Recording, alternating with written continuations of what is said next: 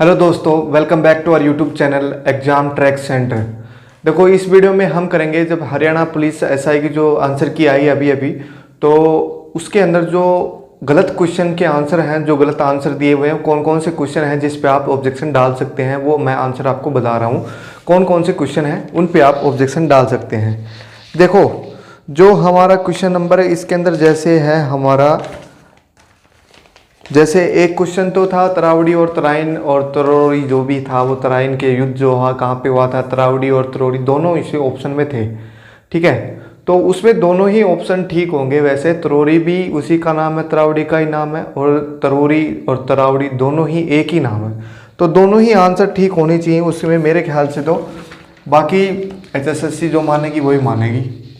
तरावड़ी और तरोरी दोनों का नाम सेम ही है, दोनों एक ही नाम से जाने जाते हैं। देखो, पहले एक बार क्वेश्चन आया था यही HSSC के एग्जाम्स के अंदर ही, तो उसके अंदर तरावड़ी जो है ऑप्शन में नहीं था, तो तरोरी उसमें आंसर किया गया था और इसमें भी तरोरी ही डाल दिया उन्होंने।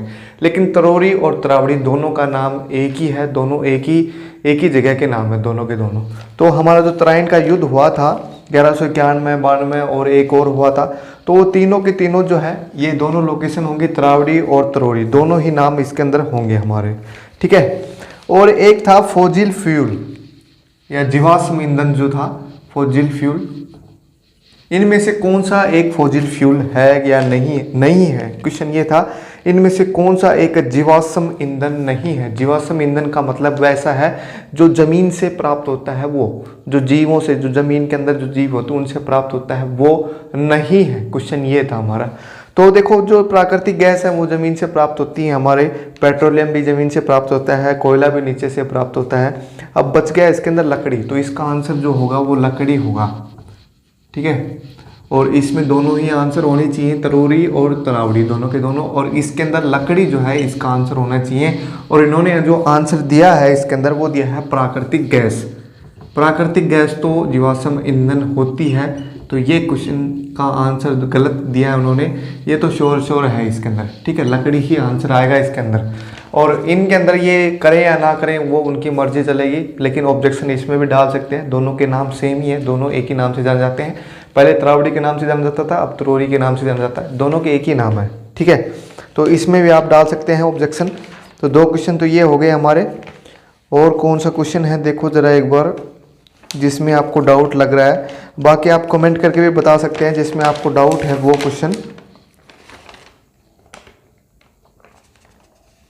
देखो, मैथ वाले क्वेश्चन सारे सही हैं, इसमें कोई भी प्रॉब्लम नहीं है। कोई 10 बता रहा था, किसी का एक आंसर क्वेश्चन था हमारा जिसके अंदर कई लोगों को कन्फ्यूजन था, लेकिन उसका आंसर 10 ही आएगा। ठीक है, एक जैसे क्वेश्चन वो कौन सा था, ये था, एक परिवार में पिता ने केक का 1/4 का हिस्सा लिया था, जो कि अन्य प्रत्येक सदस्य द्वारा दिए गए हिस्से का 3 गुना था, और परिवार में कुल सदस्यों की संख्या कितनी है। तो इसमें 10 ही आंसर आएगा, फालतू नहीं आएगा।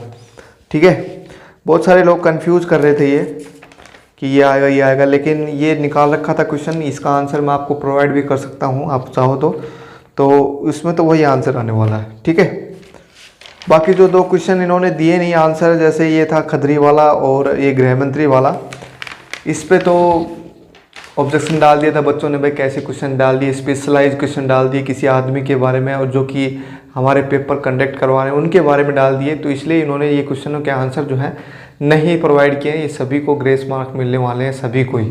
ठीक है, तो ये दो क्वेश्चन तो सभी को मिलेंगे। ठीक है, किसी ने कुछ किया था कुछ नहीं किया, कोई बात नहीं, चलेगा सब। ठीक है, तो यही क्वेश्चन थे। बाकी जो एक संधि विच्छेद जो था वो क्वेश्चन सही है, इसमें कोई गड़बड़ नहीं है। जैसे ये था विश्वामित्र जो था, विश्वामित्र, इसका जो संधि विच्छेद है वो ये बनता है विश्व प्लस में अमित्र। देखो, ये एक स्वर संधि है और इसके अंदर लास्ट वर्ड जो हमारा ए है और इसके अंदर भी ए है, तो ए मिलके जो है आ बनता है। ठीक है, तो इसलिए यहाँ पे आ बन रहा है विश्वामित्र, तो यही इसका आंसर आएगा। कुछ बच्चे कह रहे थे कि विश्वामित्र आएगा, विश्वा और मित्र, ये नहीं बनेगा। क्यों नहीं बनेगा, देखो इसके अंदर लास्ट में आ है और इसके अंदर छोटी ई है, तो आ और ई मिलके जो है आ नहीं बनेगा, कभी नहीं बनेगा। ठीक है, और जैसे ये है हमारे जो विसर्ग लग रहे हैं ये भी नहीं बनेगा, और विश्व प्लस में ए प्लस में ई, ये ए बन जाता है, फिर ए प्लस में ई, विश्व प्लस में मित्र जो है वो ए प्लस में ई बन रहा है तो ए बन जाएगा वो, ठीक है, विश्व मित्र। लेकिन यहाँ पे आ है, यहाँ पे तो ए ही मिलना चाहिए या फिर आ होना चाहिए, आ मित्र नहीं है कहीं पे भी तो ए ही आएगा, ठीक है। तो ये आंसर इसका सही है। और क्वेश्चन जैसे एक परिणामवाचक था और कुछ बच्चे कह रहे थे कि परिमाण होना चाहिए था, लेकिन परिमाण नहीं दे रखा है, यहाँ परिणाम दे रखा है, तो क्वेश्चन का आंसर जो है और कुछ होगा, संख्यावाचक भी हो सकता है, लेकिन इन्होंने आंसर जो है परिणामवाचक ही दिया है क्योंकि इनकी मिसप्रिंट हो गई थी, इन्होंने मान लिया कि मिसप्रिंट हुआ था, तो परिमाणवाचक ये एक्चुअल में वही है, परिमाण ही है, परिणाम नहीं है, परिमाणवाचक है, ठीक है। तो इसमें कोई दिक्कत वाली बात है नहीं। बाकी जैसे इंग्लिश में क्वेश्चन ये है, एक she was married blank and early age, she was married blank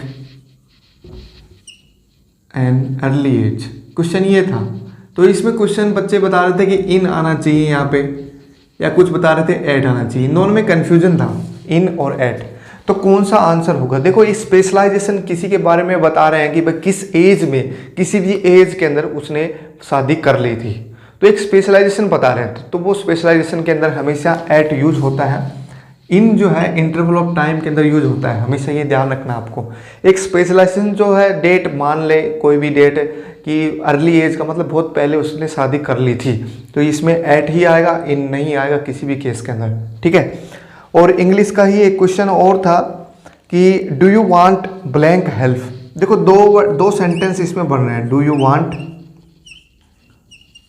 blank help, इसमें दो ऑप्शन दिए हैं तो दोनों ही सही बनते हैं, लेकिन अलग अलग जो है जगह पे अलग अलग दोनों आंसर बनते हैं। जैसे do you want some help, ये क्वेश्चन ये जो है परफेक्ट सेंटेंस है, और ये तो हम किसी को बोल रहे हैं कि भाई आपको हेल्प चाहिए कि नहीं चाहिए, ठीक है, और हम किसी को हेल्प कर रहे हैं और बाद में फिर कह रहे हैं do you want further help, और भी हेल्प चाहिए कि नहीं चाहिए आपको, तो दोनों ही आंसर इसमें सही होंगे, सम और फर्दर, ठीक है। तो कुछ क्वेश्चन ऑब्जेक्शन बच्चे कह रहे थे कि भाई यहाँ पे सम आना चाहिए, कुछ कह रहे थे फर्दर आना चाहिए, तो दोनों ही ऑप्शन अलग अलग जगह पे अलग अलग पॉइंट पे, क्योंकि इसमें कोई और सेंटेंस साथ में नहीं है, तो दोनों ही ऑप्शन सही जचते हैं, ठीक है। जचाना क्या है, दोनों ही ऑप्शन सही है, मतलब कहने का मतलब ये, ठीक है। अब एक क्वेश्चन ये है जिसमें बहुत सारे बच्चों को कन्फ्यूजन क्या गलत ये मान रहे हैं, वो क्या है कि we are happy that our prime minister with the members of his cabinet are to be present at the function, ये था, इसमें एरर छांटना था।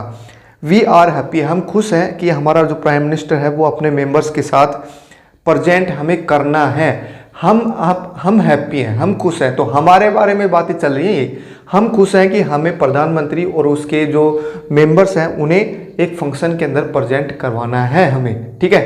तो इसके अंदर जो आर वर्ड है, ये आर हमारे लिए यूज हो रहा है, ना कि प्राइम मिनिस्टर के लिए, ठीक है। वी आर हैप्पी, हम खुश हैं, तो हमें उनको प्रेजेंट करवाना है, तो आर वाला सेंटेंस इसमें गलत नहीं है, सही है वो, ठीक है। तो to be present at the function, ये वाला सेंटेंस जो है इसमें गलत होगा, to be present at the function, ठीक है, ये इसमें सेंटेंस गलत होगा, ठीक है। तो ये आंसर सही है इसका, इसमें कोई दो राय नहीं है, ये आंसर सही है, तो इसमें आपको ऑब्जेक्शन डालने की जरूरत है नहीं, बाकी डाल भी सकते हो, क्योंकि कोई बच्चे क्यों सेटिस्फाई नहीं हो रहे, किसी क्वेश्चन कम बन रहे हैं तो आप डाल भी सकते हो, ज़्यादा लोगों ने ऑब्जेक्शन डाल दिया तो ये भी ठीक कर देंगे आपको। SSC ऐसी ही है भाई, ज़्यादा क्वेश्चनों के नंबर डाल दिए, ज़्यादा क्वेश्चन, एक ही क्वेश्चन ज़्यादा बच्चों ने सही डाल दिया तो हो सकता है वो सही कर दे, ठीक है। तो मेरी तरफ से ये क्वेश्चन थे जो आप डाउट में डाल सकते हैं, जो आप ऑब्जेक्शन में डाल सकते हैं, बाकी ऐसा कोई भी क्वेश्चन नहीं है जो आपको कंफ्यूज कर रहा होगा इस टाइम, ठीक है। तो ये सारे क्वेश्चन थे जो मैंने बताए आपको, बाकी सारे क्वेश्चन जो आपको गूगल पे मिल गए होंगे, तो ये सारे क्वेश्चन आपको ध्यान रखने हैं। युगांडा वाले में हाँ ही आएगा, ऐसा ये कुछ कह रहे थे कि भारत उसे युगांडा को सौंप देगा या फिर नहीं, तो ये क्वेश्चन थे जो मेरी तरफ से थे कि इसमें आप ऑब्जेक्शन डाल सकते हैं। मैंने सिर्फ 2 क्वेश्चन बताए आपको, प्राकृतिक गैस लकड़ी वाला आंसर और तरावड़ी वाला, बाकी सारे क्वेश्चन जो हैं जिनमें भी डाउट थे आपको वो सारे क्वेश्चन सही हैं, उनके आंसर सही है बिल्कुल, ठीक है। और जिसके भी जितने भी क्वेश्चन ठीक हैं तो उसके अकॉर्डिंग कमेंट करके मेरे को बताएं कि कितने क्वेश्चन ठीक है। वो 2 क्वेश्चन जो है ऐड कर लेना आपने, ठीक है। तो 100 में से ही बताना आपको कितने क्वेश्चन आपके ठीक हो रहे हैं, तो उसके अकॉर्डिंग फिर मैं कट ऑफ डिसाइड करेंगे हम कितनी जाएगी। लगभग वैसे तो 68 से 70 के आसपास ही जाएगी, लेकिन फिर भी जैसे डिसाइड करेंगे, क्योंकि आंसर की से काफ़ी इफेक्ट पड़ता है बच्चों पे। बहुत सारे क्वेश्चन जो है गलत हो जाते हैं। पहले तो कह रहे थे इतनी आएगी, इतनी जाएगी, इतनी जाएगी, लेकिन बाद में फिर धीरे धीरे कम होती जाती है। जैसे मैंने बताया था कि लगभग 64 से 65 क्वेश्चन पे जाएगी कट ऑफ जनरल कैटेगरी की, जैसे मैंने वीडियो बना रखी है, तो उसके आसपास ही जाएगी। अगर आप एक बार दोबारा से वेरीफाई कर दें इस आंसर की से कोई इफेक्ट पड़ा है कि नहीं पड़ा, या फिर 13 तारीख के वाले पेपर से कोई इफेक्ट पड़ा है कि नहीं पड़ा। 13 तारीख वाले की बात करें तो वो भी पेपर जो है सेम लेवल का ही था, ऐसा कुछ नहीं है कि आसान था थोड़ा सा, पर यह है कि पैटर्न पता लग गया था। मेन काम जो हरियाणा में वो होता है, पैटर्न का पता नहीं होता है किसी बच्चे को। जैसे हिंदी इंग्लिश, किसी को ये पता नहीं था कि एसआई के वाले पेपर में हिंदी इंग्लिश आएगी भी नहीं आएगी, क्योंकि कांस्टेबल में नहीं आई थी, तो बहुत सारे लोग कह रहे थे कि नहीं आएगी नहीं आएगी, लेकिन उन्होंने डाल दी। अब उसका फ़ायदा हो गया इन 13 तारीख वाले बंदों को, जिन्होंने हिंदी इंग्लिश पढ़ ली होगी अपनी, ठीक है। ऐसी बात नहीं कि हिंदी इंग्लिश पढ़ना मुश्किल काम है, कुछ एक लिमिटेड टॉपिक है तो पढ़ लिए होंगे। इंग्लिश तो मान लेते हैं हम, इंग्लिश में तो क्योंकि प्रीपोजिशन सिनोनिम वगैरह थोड़े से हार्ड होते हैं, वो समझ नहीं आता। सेंटेंस कितना ही पढ़ लो सही, वो उसमें तो तुक्केबाजी लगती है, ठीक है। बाकी हिंदी तो तुम कर सकते हो, तो उनका फ़ायदा उनको ग्रेस मार्क ये मिला है पूरा हिंदी का। बाकी सारे क्वेश्चन, उसमें भी बहुत सारे क्वेश्चन कंफ्यूजिंग थे, ऐसा नहीं कि सीधे आंसर प्रोवाइड कर रखे थे। बहुत सारे क्वेश्चन उसमें भी पॉलिटिक्स पे डाले थे, लेकिन ये है कि कुछ एक उन्हें पहले से पता लग गया था, जैसे सीआईडी के प्रमुख कौन है वगैरह वगैरह, जो पुलिस से रिलेटेड जो भी अधिकारी के बारे में पूछ रहे हैं तो वो सारे याद करके गए होंगे वो। मतलब कुछ क्वेश्चन का इजाफा उनका हुआ है, थोड़ा सा हम ये कहेंगे थोड़ा सा इनके ऊपर थे वो, ठीक है। लेकिन ये नहीं कहेंगे इजी लेवल का पेपर था उनका, पर थोड़ा सा ऊपर था इनका। अब देखते हैं नॉर्मलाइजेशन इसमें होता है नहीं होता है, बाकी HSSC की मर्जी है कि नॉर्मलाइजेशन करे या ना करे, क्योंकि वो बच्चे बहुत कम थे, तो नॉर्मलाइजेशन होना बहुत ही मुश्किल से काम है, बहुत ही नामुमकिन है, कहने का मतलब ये है। तो जितने भी क्वेश्चन आपके ठीक हैं कमेंट करके मेरे को बताएं, 100 में से कितने क्वेश्चन आपके ठीक हो रहे हैं।